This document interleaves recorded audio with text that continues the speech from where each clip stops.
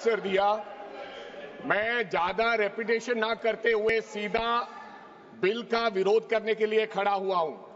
मैंने आज देश के गृह मंत्री का अच्छे तरीके से भाषण सुना और उन्होंने बार बार एक ही बार को 2-3 बातों को ज्यादा जोर दिया। एक तो उन्होंने कहा कि विरोधी दल भ्रम फैला रहे हैं, मुसलमानों के बीच डर फैला रहे हैं।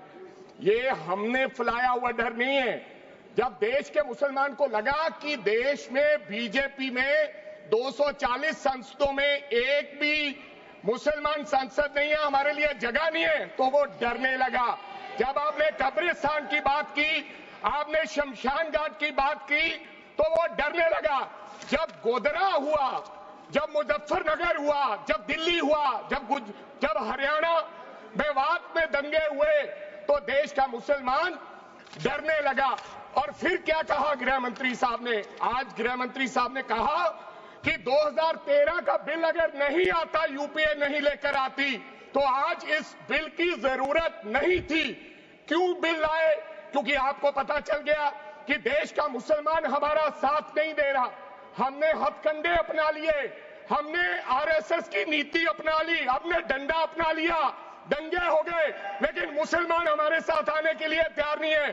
फिर आपको पता चला, आपने एक और आंकड़ा दिया, आपने कहा 1913 से 2013 तक केवल 18 लाख मुसलमानों का जमीन था और 2013 से अब तक 21 लाख और हो गया, यानी कि 39 लाख टोटल जमीन हो गया।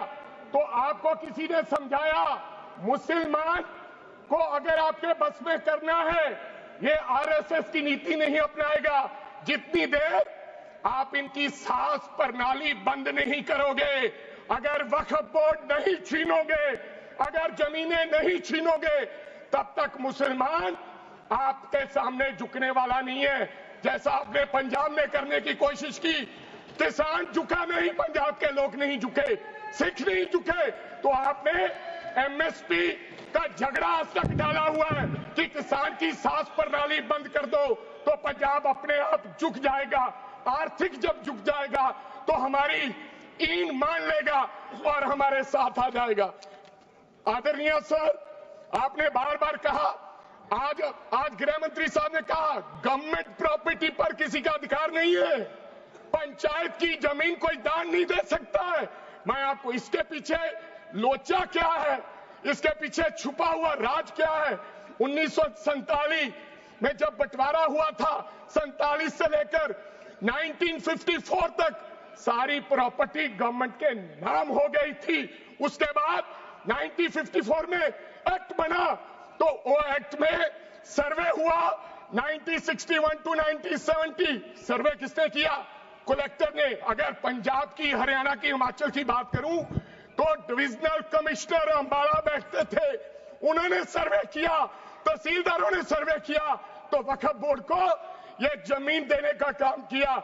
अब क्या हो गया? जैसे राहुल गांधी कर्नाटक में भाषण देते हैं, गुजरात में मुकदमा दर्ज होता है, सजा हो गई। गवर्नमेंट की प्रॉपर्टी तो 1947 और 1954 में तो सारी प्रॉपर्टीज गवर्नमेंट की थी। अब एक बंदा खड़ा होगा तो वो कहेगा कि यहां पर ये गवर्नमेंट की प्रॉपर्टी है, डिस्प्यूट होगा, तो आप वक्फ बाय यूजर का अधिकार खत्म कर दोगे कि ये तो जमीन गवर्नमेंट की थी, आप उसकी जमीन छीन लोगे। फिर आपने कहा लिमिटेशन एक्ट की बात कर रहे हैं आप, और किसी धार्मिक स्थानों पर तो लिमिटेशन एक्ट लागू नहीं होता, इनके ऊपर क्यों? आप जानबूझकर इनको अपनी लात के नीचे से दबाना चाहते हो, इनकी छाती पर चढ़ना चाहते हो, जानबूझ के मुसलमान को मारना चाहते हो, जानबूझ के इस देश में मिनॉरिटीज को खत्म करना चाहते हो। इसको एक्सपांस कर देना, जानबूझ के मारना चाहते हैं मुसलमान को, फिर और लोगों पे होगा। और लास्ट आपने कहा प्रैक्टिसिंग मुस्लिम, एक आपने और कंडीशन लगा दी लास्ट कि 5 साल प्रैक्टिस मुस्लिम होना चाहिए, वो दान दे सकता है।